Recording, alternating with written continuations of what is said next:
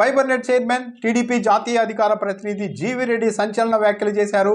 AP fibre net గత 9 నెలల్లో ఎలా దిగజారిపోయింది, ఎలా నాశనమైంది అన్నదాన్ని స్వయంగా చైర్మన్గా ఉన్న జీవి రెడ్డి వివరించారు.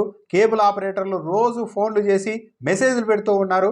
మమ్మల్ని ఒకసారి చంపేయండి, టార్చర్ రోజు పెట్టడం కంటే అంటూ రకరకాలుగా మెసేజ్లుగా పెడుతున్నారని జీవి రెడ్డి ఆవేదన వ్యక్తం చేశారు. ఆయన చెప్పిన మాటలు, గత ప్రభుత్వంతో పోలిస్తే ఈ 9 నెలల్లో ఒక్క రూపాయి కూడా ఫైబర్ నెట్ ద్వారా ఆదాయాన్ని సంపాదించలేకపోయామని కూడా ఆయన చెప్తూ ఉన్నారు. ఒక్క కొత్త కనెక్షన్ కూడా ఇవ్వలేకపోయాం 9 నెలల్లో. యాక్చువల్లీ ఇన్ని కనెక్షన్స్ ఇచ్చామని గర్వంగా చెప్పుకోవాల్సిన పరిస్థితి ఉండగా మేము మాత్రం ఈ 9 నెలల్లో ఒక్క కనెక్షన్ కూడా ఇవ్వలేకపోయాం. ఆ విషయం నేను చెప్పుకోవాల్సి వస్తుందని కూడా ఆయన మీడియా సమావేశంలో వ్యాఖ్యానించారు. ప్రతిరోజు రాష్ట్రంలో ఏదో ఒక మూల ఈ ఫైబర్ నెట్కి సంబంధించి నెట్వర్క్ సమస్యలు వస్తూనే ఉన్నాయి. మా ప్రభుత్వం వచ్చిన తర్వాత అది మరీ ఎక్కువైపోయింది. కేబుల్ ఆపరేటర్లు స్వయంగా మెసేజ్లు పెడుతున్నారు. ఆ మెసేజ్లు చూస్తే చాలా భయం వేస్తుంది, బాధేస్తుంది. గత ప్రభుత్వంలో బిజినెస్ పెద్దగా లేకపోయినా కనీసం నెట్వర్క్ అయినా సరిగా ఉండేది. ఇప్పుడు అది కూడా లేదు. ఇలా రోజు మమ్మల్ని టార్చర్ చేసే బదులు ఒకసారి చంపేయండి సార్ అంటూ కేబుల్ ఆపరేటర్లు మెసేజ్లు పెడుతున్నారని కూడా ఆయన వ్యాఖ్యానించారు జీవి రెడ్డి. ఈ రోజు వరకు కూడా మా ప్రభుత్వం వచ్చిన తర్వాత ఫైబర్ నెట్ ద్వారా గతంతో పోలిస్తే మేము ఒక్క రూపాయి కూడా ఆదాయం సంపాదించలేదు. ఒక్క కొత్త కనెక్షన్ కూడా మేము ఈ 9 నెలలు ఇవ్వలేదు. ఈ ప్రభుత్వం వచ్చిన తర్వాత, మా ప్రభుత్వం వచ్చిన తర్వాత ప్రతిరోజు ఈ మూల నా మూల నెట్వర్క్ ప్రాబ్లం ఉంటూనే ఉంది. అంటే గత ప్రభుత్వంలో బిజినెస్ చేయకపోయినా కూడా మమ్మల్ని ఎల్లగొట్టినా కూడా కనీసం ఉన్న కాడికి నెట్వర్క్ అన్న బాగుండేది. ఈసారి ఆ నెట్వర్క్ కూడా లేదనేది వాపోతుండ్రు. ఆ మెసేజ్ చూస్తే మమ్మల్ని చంపేయండి సార్ ఒకేసారి కొంతమంది, ఈ రోజు ఈ టార్చర్ ఏంది అంటున్నారు. అసలు ఒక్క రూపాయి కూడా రాలేదంటే, అసలు టార్గెటే పెట్టకపోతే, అసలు ప్రయత్నాలే లేకపోతే ఏమయ్యాయి ఆయన దినేష్ గారు? అయితే దీని అంతటికీ కారణం అధికారులేనని జీవి రెడ్డి ఆరోపిస్తున్నారు. ఈ సంస్థకు ఎండీగా ఉన్న దినేష్ కుమార్, ఆయన రైట్ హ్యాండ్ లెఫ్ట్ హ్యాండ్గా నియమించుకున్న మరో 3 అధికారులు కలిసి ఇలా ఈ నెట్వర్క్ను, ఈ సంస్థను మొత్తం నాశనం చేస్తూ ఉన్నారని ఆయన డైరెక్ట్గానే అంటూ ఉన్నారు. ఈ దినేష్ కుమార్ ఆగస్టులో చార్జ్ తీసుకున్నారంటే ఈ ప్రభుత్వమే నియమించుకుంది. అయితే ఒక్కరోజు కూడా బిజినెస్ పెంచాలన్న దానిపైన ఫోకస్ చేయలేదు ఈ ఎండి. నెట్వర్క్ ఇష్యూస్ రోజు వస్తున్నా కూడా ఏమాత్రం పట్టించుకోవడం లేదు. కేబుల్ ఆపరేటర్లు కలిసేందుకు వస్తే ఆయన కూర్చొని వాళ్ళని నిలబెట్టి ఏంటి అంటూ బెదిరించినట్టుగా మాట్లాడి అవమానించి వాళ్ళని వెనక్కు పంపుతూ ఉన్నారు. ఇదేనా ఒక ఐఏఎస్గా ఉన్న, ఒక ఎండీగా ఉన్న ఒక ఐఏఎస్ అధికారి చేయాల్సిన పని అంటూ కూడా జీవి రెడ్డి ప్రశ్నిస్తూ ఉన్నారు. డిసెంబర్లో తాను 400 మందిని, వైసీపీ ప్రభుత్వంలో నియమితులైన 400 మందిని తొలగిస్తున్నట్టు చెప్పాను. కానీ వాళ్ళని తొలగిస్తూ ఇప్పటికీ కూడా అధికారులు ఎలాంటి ఆదేశాలు ఇవ్వలేదు. కనీసం తొలగింపుకు సంబంధించిన ఫైళ్లపైన సంతకాలు కూడా చేయలేదు.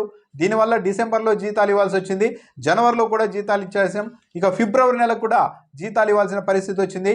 ఎందుకంటే ఈడీహెచ్ఆర్ వాళ్ళని తొలగిస్తూ సంతకాలు చేయలేదు కాబట్టి 1.5 కోటి రూపాయలు జీతాల రూపంలో ఇవ్వాల్సిన పరిస్థితి వచ్చింది అని కూడా ఆయన చెప్తూ ఉన్నారు. ఈ నెల జనవరి 28న స్వయంగా మంత్రి వచ్చి బోర్డు మీటింగ్లో, ఆ తర్వాత బోర్డు మీటింగ్లో వీళ్ళందరినీ తొలగింపుకు నిర్ణయాలు తీసుకున్నా సరే అధికారులు సంతకం చేయలేదు అంటే ఇంకేమనాలి? అసలు వీళ్ళకి ఏంటి బాధ? ఎండీకి ఈడీకి సంతకాలు చేయడానికి ఏంటి బాధ అని కూడా ఆయన ప్రశ్నిస్తూ ఉన్నారు. దాంతోపాటు జీవి రెడ్డి కొన్ని కీలకమైన అంశాన్ని కూడా ప్రస్తావిస్తూ ఉన్నారు.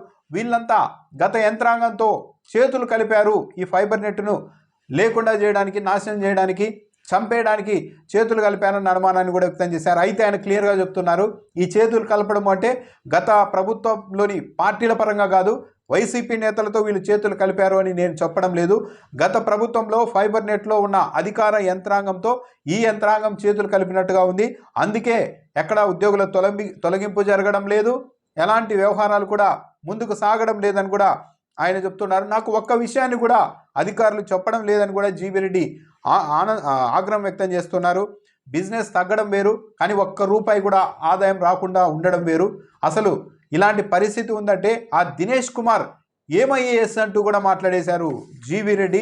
జిఎస్టీకి సంబంధించిన వివాదం వస్తే అది ఏకంగా కోర్టుకు వెళ్తే కనీసం వకాల్తా కూడా ఎవరు పుచ్చుకోలేదు, అధికారులు ఎవరు స్పందించలేదు. దాంతో ఏకంగా 371 కోట్ల రూపాయల జరిమానా ఈ సంస్థకు విధించారు. ఈ సంస్థ ప్రాణం ఎంత? ఏకంగా 371 కోట్లు ఫైన్ పడింది. అది కూడా జరిమానా విధిస్తున్నట్లు జనవరి 23వ తేదీనే నోటీసులు అందితే చైర్మన్గా ఉన్న నాకు కొద్ది రోజుల క్రితం వరకు వీళ్ళు చెప్పకుండా దాచిపెట్టారు. చివరకు జీఎస్టీలోని కొందరు స్నేహితులు నాకు ఈ విషయం చెప్తే అప్పుడు ఆరాధిస్తే అప్పుడు అవును ఇదిగో 370 కోట్లు ఫైన్ వేశారంటూ అధికారులు నాకు చూపించారు. ఇంత నిర్లక్ష్యంగా 370 కోట్లకు పైగా జరిమానా పడినా కూడా చైర్మన్కి చెప్పకపోగా దాన్ని బయటికి రాకుండా దాచిపెట్టారంటే వీళ్ళు ఎలాంటి అధికారులు అర్థం చేసుకోవచ్చు అంటూ కూడా ఆయన ఆగ్రహం వ్యక్తం చేస్తున్నారు. వ్యూహం సినిమాకు సంబంధించి గతంలో ప్రెస్ మీట్ పెట్టిన జీవీ రెడ్డి 15 నోటీసులు ఇస్తున్నాం వర్మకి, 15 రోజుల్లో ఆ డబ్బులన్నీ వెనక్కి ఇవ్వాలి, లేకుంటే తదుపరి చర్యలు తీసుకుంటామంటూ వార్నింగ్ ఇచ్చారు. కానీ ఆ తర్వాత ఎలాంటి కదలిక లేదు. దీనిపైన కూడా జీవీ రెడ్డి వివరణ ఇచ్చారు. తాను 15 రోజుల తర్వాత డబ్బులు వెనక్కి ఇవ్వకపోవడంతో ఎఫ్ఐఆర్ రెడీ చేయాలని చెప్పాను, తానే దగ్గరుండి ఎఫ్ఐఆర్ రాసిస్తే ఈ అధికారులు మాత్రం సంతకం చేయడం లేదు అని కూడా ఆయన అంటూ ఉన్నారు. ఎవరిని కాపాడాలని ఇలా చేస్తూ ఉన్నారు. ఏనుగులా ఉన్న ఫైబర్ నెట్ను పీనుగులు అక్కడ చేసేశారు. ఇప్పుడు ఆ పీనుగ మీద పేలాలు ఏలుకుంటున్నారని కూడా ఐఏఎస్ ఎండి దినేష్ కుమార్తో పాటు మిగిలిన అధికారులపైన కూడా జీవీ రెడ్డి తీవ్రమైన వ్యాఖ్యలు చేశారు. నాకు కనీసం అకౌంట్స్ బుక్స్ కూడా చూపించడం లేదు, అకౌంట్ బుక్స్ చూపించండి అంటే చైర్మన్కి చూపించాల్సిన అవసరం లేదని చెప్తున్నారు నాతోనే. అసలు ఈ అకౌంట్లకు సంబంధించిన బుక్కులు చూపెట్టాల్సిందే చైర్మన్కి, కానీ అది కూడా చేయడం లేదు అని కూడా ఆయన ఆవేదన వ్యక్తం చేస్తున్నారు. అవినీతి వేరు, ద్రోహం వేరు. ఇది పక్కాగా అవినీతి కాదు, ఇది ద్రోహం. అవినీతి కార్యక్రమాలతో పాటు ఇక్కడ పెద్ద ద్రోహం కూడా నడుస్తూ ఉంది. పాకిస్తాన్తో యుద్ధం వస్తే ఆయుధాల కొనుగోలులో కమిషన్లు తీసుకోవడం అన్నది అవినీతి అవుతుంది. అలా కాకుండా ఏకంగా పాకిస్తాన్తో చేతులు కడపడం అన్నది ద్రోహం అవుతుంది, రాజ్య ద్రోహం అవుతుంది. ఇది కూడా అలాంటిదే, అవినీతి కాదు. అవినీతితో పాటు ఇక్కడ ఒక ద్రోహం కూడా ఉంది. ప్రభుత్వానికి చెడ్డ పేరు తేవాలనుకుంటున్నారా అని కూడా ఆయన వ్యాఖ్యానించారు. ఏపీ ఫైబర్ నెట్ మీద ముఖ్యమంత్రి కేటాయించినంత సమయాన్ని కూడా దీంట్లో ఉన్న అధికారులు కేటాయించలేదని కూడా ఆయన చెప్తూ ఉన్నారు. ఇది రాజకీయ పార్టీలకు సంబంధించిన వ్యవహారం అయితే కానే కాదు. అధికారులకు, గత అధికారులకు, ఈ అధికారులకు మధ్య ఉన్న లింకులు మాత్రమే ఇవన్నీ కూడా జీవీ రెడ్డి చెప్తున్నారు.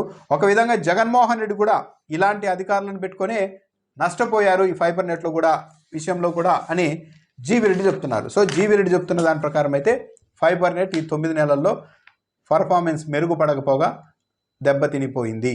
ఒక్క కొత్త కనెక్షన్ ఇవ్వలేదు, ₹1 ఆదాయం పెరగలేదు, రోజు నెట్వర్క్ సమస్యలే, కేబుల్ ఆపరేటర్లు ఒకరోజు చంపేయండి, ఇదంతా ఏంటి మాకు ఈ టార్చర్ అనే పరిస్థితి వచ్చేసింది. ఈయనకు ఎవరు అకౌంట్ బుక్స్ కూడా చూపించడం లేదు, అంటే లెక్క చేయడం లేదు చైర్మన్ని.